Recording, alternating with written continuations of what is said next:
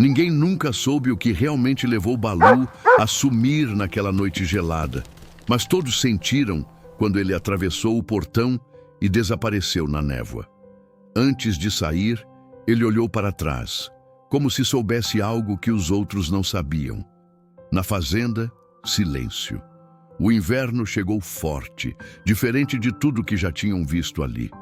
O vento zunia pelas árvores, o mato balançava de medo. Era raro frio assim naquelas bandas, mas aquela semana a serra parecia encantada, presa em um outro tempo. Dona Cida sentiu um aperto estranho no peito. "Esse cachorro não apronta dessas", murmurou, olhando para a porteira sumida pela névoa. Zé, o marido, soltou um palavrão baixinho, mas ficou quieto. Só quem vive na roça sabe quando o silêncio pesa mais que qualquer barulho. A noite caiu densa como um cobertor úmido. Os meninos, João e Pedro, tentaram brincar de esconde-esconde na sala, mas logo cansaram. Balu sempre participava, mas agora só restava o vazio e a ausência das patas no chão. Na varanda, Cida acendeu uma vela para São Francisco. Não era superstição, era desespero. O vento apagou a vela 3 vezes, mas ela insistiu. Zé ficou de tocaia, esperando ouvir o latido rouco do cão. Só ouviu vento e nada mais. O céu estava pesado, luz nenhuma passava. Toda a fazenda parecia ter sumido junto com Balu. O relógio não andava, nem galinha cantou de madrugada, como se até os bichos tivessem medo de sair. Uma coruja piou longe. Cida disse que era sinal de coisa ruim, mas Zé não quis ouvir. O medo crescia, misturado com raiva, tristeza e aquela sensação de que alguma coisa ruim estava para acontecer. Era madrugada quando Pedro acordou chorando, dizendo que sonhou com Balu preso no mato. João puxou o cobertor, tremendo. Ninguém dormiu direito. Cada barulho do vento fazia a família pensar que era o cachorro voltando. A névoa só aumentava. Pela manhã, nem dava para ver o curral. O leiteiro chegou calado, olhou para o mato e comentou que tinha bicho diferente rondando a região. Ninguém respondeu. O nome de Balu estava entalado na garganta de todo mundo. Enquanto o sol não aparecia, Zé saiu no terreiro, botas afundando no barro. Chamou pelo cachorro, assobiou, nada. O vazio devolvia só silêncio. Cida olhou da janela, mãos trêmulas. Será que foi cobra? Jaguatirica? Ou foi atrás de algum bicho doido? Os meninos desenharam o cachorro no caderno, esperando ele voltar. Mas a manhã virou tarde, a tarde virou noite e nada mudava. No fundo, cada um sentia que algo diferente tinha acontecido naquele dia. Quando o terceiro dia amanheceu, com a serra ainda tomada pela névoa, a esperança começou a sumir junto com as trilhas no mato. O portão seguia aberto, como se esperando Balu voltar. Mas a verdade é que ninguém sabia o que ele tinha ido buscar naquela noite. Só sabiam de uma coisa: nada mais seria igual naquela fazenda. E todo mundo percebeu de um jeito ou de outro que aquela história ainda estava só começando. A cada minuto, o sumiço de Balu se transformava em peso dentro da casa. Os meninos comiam pouco, só mexiam no prato e cochichavam baixinho, como se qualquer barulho fosse espantar ainda mais a sorte. Dona Cida tentava manter o ritmo, varria o terreiro, mas varria era o pensamento longe. Zé ficou diferente. No começo fingia firmeza, dizia que cachorro de fazenda sabe se virar, mas o olhar dele não mentia. Cada vez que passava pela varanda, parava, esperava ouvir algo. Às vezes, chegava a abrir a porta rápido, do nada, achando ter ouvido o latido de Balu. Na vizinhança, começaram os comentários. Uns achavam que Balu tinha fugido por causa de cheiro de onça. Outros diziam que alguém podia ter levado o cachorro para vender. Gente da roça tem dessas histórias, mas no fundo, ninguém sabia nada. A temperatura não subia. O fogão a lenha ficou aceso direto, com Dona Cida empilhando lenha como se assim trouxesse o cachorro de volta. A cada lenha que estalava, ela olhava para a porta, rezando para ver o focinho de Baloo entrar correndo, daquele jeito desajeitado de sempre. À noite, a casa parecia ainda maior, mais vazia. O barulho do vento entre as árvores lembrava um chamado triste. Os meninos passaram a dormir juntos, agarrados num travesseiro velho, como se tivessem medo de sonhar. Baloo sempre deitava no pé da cama, agora era só o frio. De vez em quando, alguém achava que ouvia passos lá fora. Zé levantava devagar, pegava o lampião e olhava tudo. Não via nada, só a silhueta das árvores na névoa e o barulho do mato se mexendo, como se a própria noite estivesse viva. Dona Cida se pegava falando sozinha, chamando o cachorro como se ele pudesse ouvir pelo vento. Dizia que sentia falta até do cheiro dele. Os meninos começaram a perguntar se cachorro também tem medo de escuro ou se Baloo sabia voltar sozinho. As noites passaram devagar, pesadas. Cida mal dormia. Zé também não. Na madrugada, ouviam cada grilo, cada folha cair e cada silêncio parecia um aviso de que o cachorro estava mais longe. O tempo ficou suspenso, como se a fazenda tivesse parado de respirar. No quinto dia, ninguém mais falava de esperança. Só restava o medo de que alguma coisa tivesse acontecido de verdade. O café esfriava na mesa. O rádio tocava baixo, mas ninguém escutava direito. A família parecia esperar um milagre, ou pelo menos um sinal. Foi aí que a primeira coisa estranha aconteceu. João, o mais novo, achou na varanda o pano velho que Baloo sempre carregava para todo lado. O pano estava sujo, rasgado e com um cheiro diferente. Cida olhou para aquilo e sentiu o coração apertar ainda mais. Zé pegou o pano nas mãos, sentiu o cheiro e olhou para o mato como se pudesse enxergar através da neblina. Ele não disse nada, mas naquele instante, todo mundo percebeu que alguma coisa tinha mudado. E o mistério, em vez de diminuir, ficou maior. Enquanto a noite caía de novo, cada um se perguntava em silêncio o que teria acontecido com Baloo e se ele não tivesse sumido sozinho. Quem ou o que estaria com ele naquela mata fechada? O medo e a dúvida agora moravam dentro da casa. Só restava esperar. Mas a sensação era de que a fazenda nunca mais seria a mesma. E de algum jeito, todo mundo sentia que alguma coisa estava prestes a acontecer. No sexto dia, o sol apareceu tímido entre a névoa, mas não trouxe consolo. Zé acordou antes de todos, calçou as botas cobertas de barro, pegou o chapéu e saiu decidido. No rosto havia um traço de esperança forçada, mas nos olhos já morava o medo. Hoje eu trago notícia, prometeu à família, mesmo sem acreditar muito. Dona Cida ficou olhando o marido sumir entre as árvores, sentindo que a cada passo ele se afastava de tudo que era seguro. Os meninos espiavam da janela. Um deles apertava o pano velho de Baloo contra o peito. Lá fora, o mato parecia diferente, como se escondesse segredos. O frio se prendia às pedras, tornando tudo mais difícil. Zé caminhou pelo pasto com a lanterna na mão, embora já fosse dia. Procurava qualquer rastro, pegada ou buraco estranho.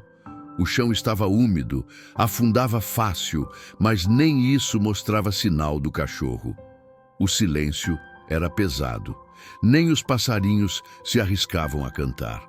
Zé chamou pelo nome de Baloo, assobiou, ouviu só o eco sumindo longe.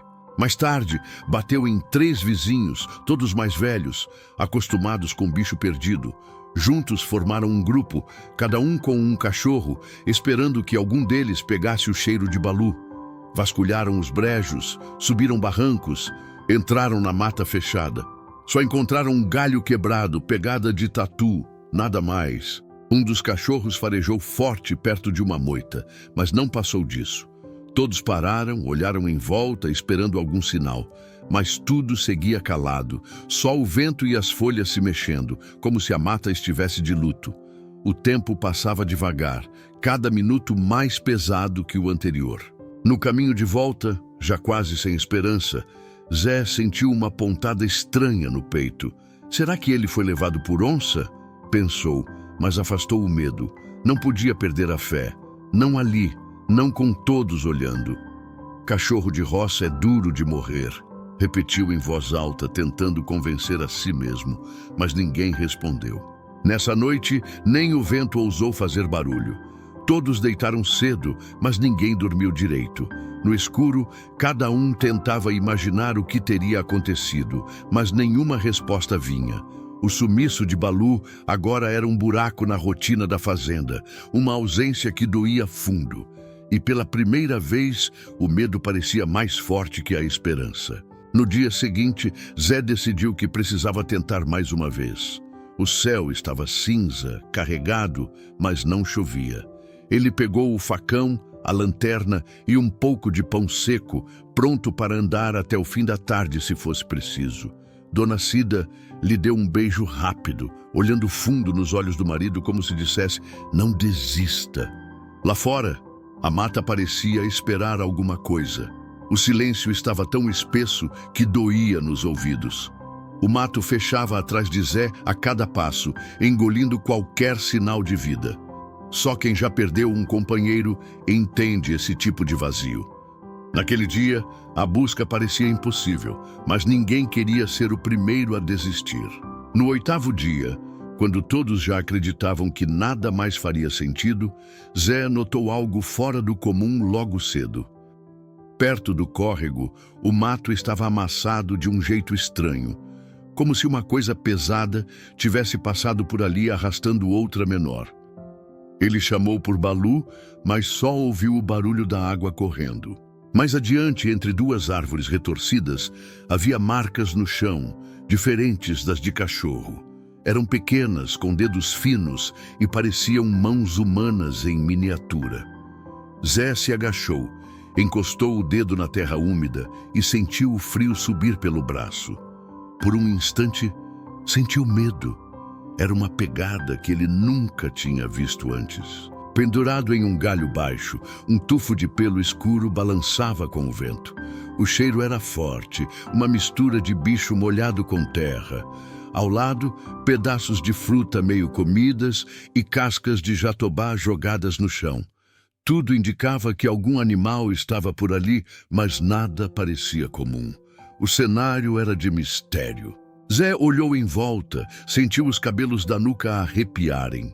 No chão, perto das pegadas, havia também marcas de patas grandes. E ali, impressa na lama, uma pegada que ele conhecia. Era de Baloo. Ela estava ali, misturada às marcas estranhas, quase como se um estivesse acompanhando o outro. Era como se Baloo não estivesse sozinho.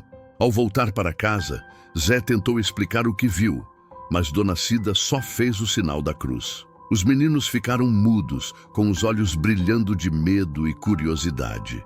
A noite caiu pesada, com um silêncio ainda mais estranho. Parecia que alguma coisa estava espiando a fazenda, aguardando o momento certo para aparecer. Naquela noite, ninguém dormiu. O vento fazia barulho no telhado, as galinhas batiam asas sem motivo e até os bois estavam inquietos no pasto. O mistério das pegadas virou segredo entre eles. Não era só saudade de Baloo, era a sensação de que pela primeira vez algo fora do normal rondava suas vidas. A fazenda nunca pareceu tão pequena. Dona Cida rezou baixo, pedindo proteção.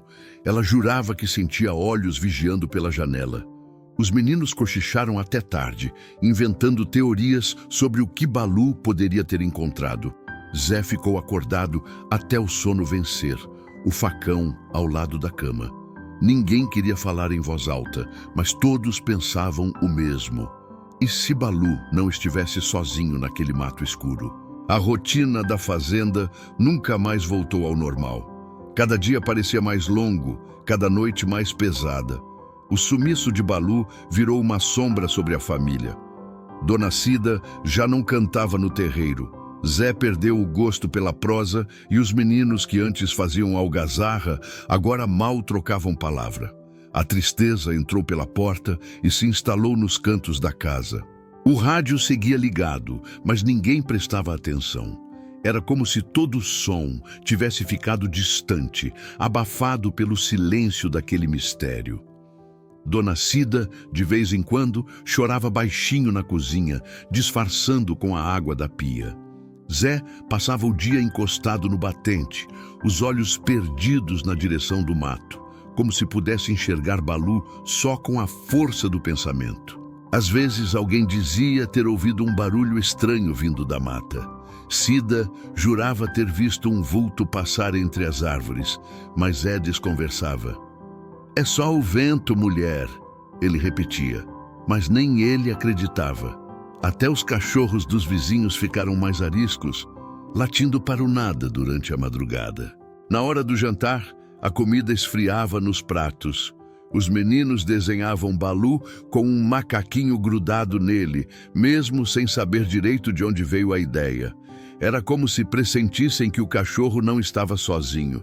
Os desenhos começaram a se acumular na geladeira, coloridos, cheios de esperança e medo ao mesmo tempo. O tempo parecia parado. Os dias se confundiam e ninguém sabia mais ao certo há quantas noites Balu estava sumido. Dona Cida acendia vela para os santos, pedia por notícias, mas no fundo temia o pior. Era como se a fazenda estivesse presa num tempo sem saída, esperando um milagre que parecia cada vez mais distante. No 9º dia, uma tempestade forte caiu sobre a serra, trazendo raios e trovoadas. O barulho dos trovões fazia a casa tremer. Ninguém dormiu. Os meninos apertaram ainda mais os desenhos contra o peito. O medo crescia e, com ele, a certeza de que algo estranho estava para acontecer. Quando a chuva cessou, só restou o cheiro de terra molhada. O pasto virou lama, o rio aumentou. Dona Cida varreu água da cozinha enquanto pensava em Balu, imaginando se ele estaria abrigado em algum canto. A saudade doía fundo e a ansiedade era quase insuportável. Zé pensou em desistir das buscas, mas algo dentro dele não permitia. Era como se uma voz dissesse: "Não acabou ainda". Toda manhã, ele levantava cedo, vestia a esperança junto com as botas e saía para mais um dia de silêncio e procura. Mas no fundo, já sentia o peso do cansaço. O medo do desconhecido misturava-se com a esperança de reencontrar Balu. Nenhuma explicação parecia suficiente para tudo aquilo. A família, antes unida pelo riso, agora era mantida junta pelo silêncio. O tempo, ali, parecia que não passava. Mas, como em toda história de verdade, tudo pode mudar quando menos se espera. Ninguém esperava nada diferente naquela manhã. O céu estava claro, o cheiro de terra molhada ainda subia do chão. A família tomava café em silêncio quando um som estranho fez todo mundo gelar. Um arrastar de patas na lama, misturado a um gemido baixo. Dona Cida correu para a varanda, o coração disparado. Foi nesse instante que ela viu uma cena impossível de esquecer. Balu apareceu cambaleando no terreiro, magro, sujo, com as orelhas caídas. Ele mancava de uma pata, o olhar cansado, mas havia algo ainda mais inacreditável. No lombo do cachorro, agarrado como se a vida dependesse disso, estava um filhote de macaco prego. Os olhos do bicho eram grandes e assustados, mas cheios de esperança. O filhote se enroscava no pelo de Balu, quase como se tivesse nascido ali. O cachorro, mesmo ferido, andava devagar, protegendo o pequeno com o corpo. Dona Cida gritou, chamando Zé e os meninos, que vieram correndo sem entender nada. Todos pararam, incrédulos. Nunca tinham visto nada igual. O macaco não largava Balu por nada. Quando tentaram se aproximar, ele se escondeu ainda mais entre os pelos do cachorro, mostrando os dentinhos e tremendo. O cachorro, por sua vez, não rosnou nem latiu. Só olhou para a família, como se pedisse ajuda e proteção para ele e o novo amigo. Dona Cida, mesmo assustada, buscou um cobertor. Zé abriu espaço na sala e os meninos ficaram de longe observando. Balu deitou no tapete, ofegante. O macaco se acomodou junto ao pescoço dele, segurando firme. A cena era tão inesperada que ninguém soube o que dizer. O medo, por um momento, deu lugar ao espanto e à esperança. Zé examinou Balu, viu que ele tinha feridas nas patas e marcas de mordida. O macaco estava magro, o pelo grudado de terra, com pequenos cortes. Parecia ter passado por muita coisa, mas estava vivo. Dona Cida foi buscar água e um pouco de comida, sem saber se oferecia ao cachorro ou ao novo hóspede. Os meninos sentaram no chão, olhos arregalados, sem piscar. Balu fechou os olhos, sentindo o calor da casa, e o filhote de macaco também se acalmou, tremendo menos. Pela primeira vez em muitos dias, a família respirou um pouco mais aliviada, mesmo sem entender nada do que tinha acabado de acontecer. Quando a noite caiu, ninguém ousou separar os dois. Cobriram os dois com um lençol e passaram a noite em claro, vigiando. Do lado de fora, o vento já não parecia tão assustador. Por dentro, todos sabiam que aquele era só o começo de uma nova história. Uma história de sobrevivência, mistério e companheirismo improvável. A notícia se espalhou rápido pela vizinhança. Ninguém conseguia acreditar que Balu, tão cansado e ferido, tinha voltado com um macaco prego grudado em seu pelo. Os vizinhos queriam ver de perto, mas a família preferiu fechar as portas. O medo era grande, tanto de assustar o filhote, quanto de alguém querer separar os dois. O macaco não desgrudava de Balu por nada. Quando algum estranho tentava chegar perto, ele se escondia ainda mais, com os olhos arregalados, o corpo colado no cachorro. Balu, mesmo fraco, só levantava a cabeça para proteger o pequeno. Pareciam feitos um para o outro, como se compartilhassem algum segredo impossível de ser contado. Dona Cida improvisou uma caminha perto do fogão a lenha, forrou com cobertas, deixou uma bacia com água e um pratinho de banana cortada. Zé buscou o número do veterinário da cidade. Eles não sabiam se o macaco aceitaria comida, mas, para surpresa de todos, o filhote aceitou a fruta das mãos de Cida, embora sem desgrudar do amigo. No começo, os meninos tinham medo de chegar perto, mas logo perceberam que o macaco era mais assustado do que assustador. Eles ficavam sentados de longe, olhando, inventando nomes e histórias para o pequeno bicho. Balu parecia entender tudo. Abanava o rabo, mesmo cansado, como se quisesse tranquilizar a família. O veterinário chegou no fim da tarde, trazendo uma caixa e muitos conselhos. Ele olhou o macaco com cuidado, respeitando o espaço dos dois. Fez carinho em Balu, examinou as feridas, disse que o cachorro precisava descansar e o macaco também. Alertou sobre as regras. Animais silvestres não podiam ficar em casa. Era preciso avisar as autoridades. A tensão voltou. Dona Cida e Zé se entreolharam, preocupados com o que viria. Sabiam que a situação era delicada, mas não tinham coragem de separar os dois naquele momento. O veterinário entendeu o drama e prometeu voltar no dia seguinte, enquanto orientava a família a registrar tudo e não deixar o macaco sair. Naquela noite, todos dormiram juntos na sala, ao redor de Balu e do filhote. O silêncio não era mais de medo, mas de cuidado. O calor do fogo, o cheiro de lenha e o som da respiração dos dois preenchiam a casa de um jeito novo. Por um instante, parecia que o mundo inteiro tinha parado para observar aquele laço tão improvável. Dona Cida ficou acordada até tarde, olhando os dois dormindo. Pensava em como o destino pode unir vidas tão diferentes no meio do nada. No fundo, ela sabia que, apesar de toda a preocupação, aquele encontro mudaria para sempre a história da fazenda e da família. E talvez, se tudo desse certo, mudaria também o jeito de olhar para a natureza. No outro dia, a história já tinha atravessado a porteira e chegado até a cidade. Uma prima de Dona Cida mandou uma foto do cachorro e do macaco para o grupo da família. Em pouco tempo, vizinhos e curiosos começaram a aparecer na estrada, perguntando se era verdade o que estavam dizendo na feira. Na internet, a notícia se espalhou como fogo em mato seco. Alguém compartilhou um vídeo do macaco agarrado em Balu, com a legenda: "Amizade que desafia a natureza". O vídeo viralizou rápido. Comentários chegavam de todo canto, alguns oferecendo ajuda, outros avisando que era perigoso abrigar animal silvestre sem autorização. O clima, que antes era de alívio, agora ganhava um peso novo: o medo de perder o filhote para sempre. No fim da tarde, um carro oficial parou em frente à fazenda. Era uma funcionária do IBAMA, com uniforme e olhar sério. Zé abriu a porteira sem vontade. Ela se apresentou, explicou que tinham recebido denúncias sobre um macaco mantido em cativeiro.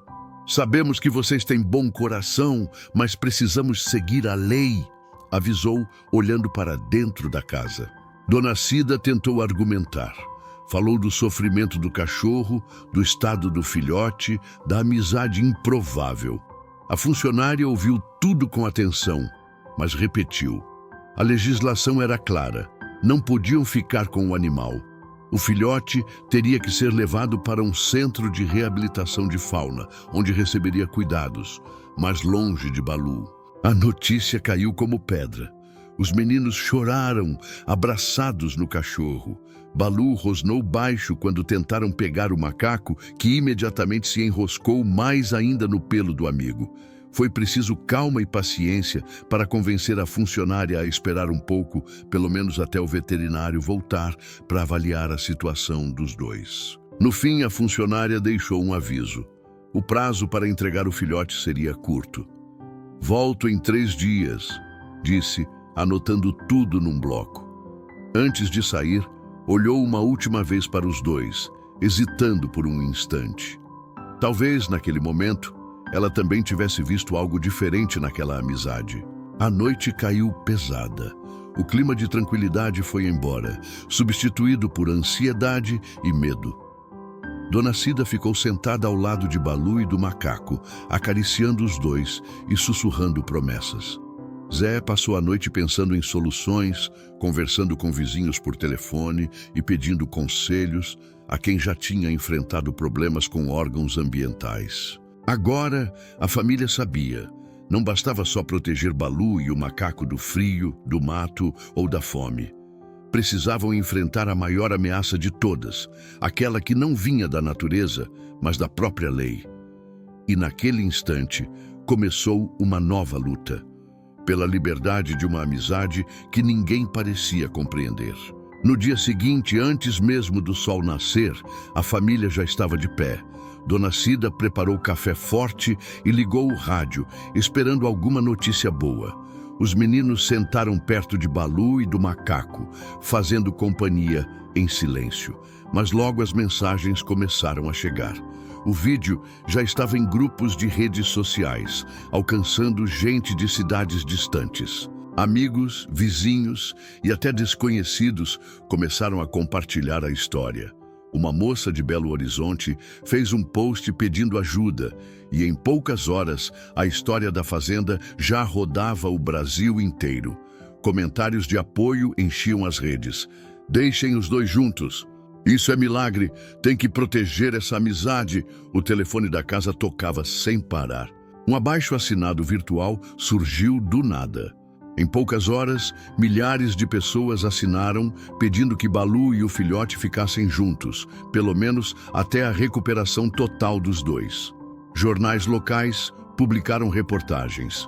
Uma equipe de televisão ligou querendo fazer matéria ao vivo. A família ficou surpresa com o tamanho da mobilização, mas ainda temia pelo destino do pequeno. Enquanto isso, Dona Cida ligou para um santuário de animais em outra cidade. Explicou o caso, contou do vínculo entre o cachorro e o macaco.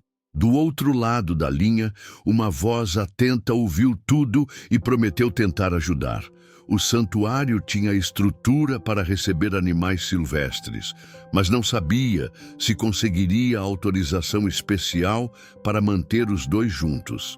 Na tarde daquele dia, uma resposta chegou. O santuário faria o pedido oficial para abrigar Balu e o filhote de macaco, juntos, em um ambiente seguro e controlado. A família teria que abrir mão da guarda, mas pelo menos os dois não seriam separados. Dona Cida e Zé conversaram longamente sobre isso, entre lágrimas e esperança. O veterinário também escreveu um laudo, detalhando a dependência do filhote com o cachorro, alegando que separar os dois poderia ser fatal para o pequeno. O documento foi enviado ao IBAMA, junto com o abaixo-assinado. A luta ganhou força, mas o prazo continuava apertado. Agora, a decisão estava nas mãos das autoridades e da pressão popular. Naquela noite, a família não dormiu. Sentaram juntos na sala, olhando para Balu e o macaco dormindo abraçados no tapete. Cada um fazia uma prece silenciosa, pedindo por um milagre. O que começou como uma tempestade de medo e saudade, agora era também uma onda de esperança vinda de todos os cantos. Pela primeira vez, parecia possível acreditar em final feliz. 2 dias depois, a resposta chegou. O IBAMA autorizou o santuário a receber Balu e o filhote juntos, pelo menos até que o macaco estivesse forte o bastante. A família chorou de alívio e tristeza ao mesmo tempo. Era o melhor desfecho possível diante de tanta incerteza, mesmo que significasse abrir mão da convivência diária. No dia da partida, Balu entrou na caminhonete sem hesitar, como se soubesse que aquela viagem era necessária. O macaco foi no colo de Dona Cida, agarrado a ela até o portão do santuário. Lá, os dois foram recebidos com cuidado. Ganharam abrigo, comida e, acima de tudo, a chance de continuarem juntos por mais tempo. A adaptação não foi fácil. Nos primeiros dias, o macaco não largava o cachorro nem para comer. Dormia grudado no pelo de Balu e só aos poucos foi se soltando.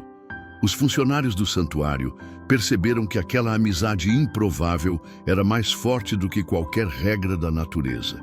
Os dois se protegiam, brincavam e se acalmavam juntos. A família passou a visitar o santuário todo domingo. Nos primeiros encontros, Balu e o macaco faziam festa, pulavam e se reconheciam de longe. Os meninos choravam de emoção ao ver o filhote tão bem, correndo, brincando, agora com outros animais, mas sem nunca esquecer o velho amigo.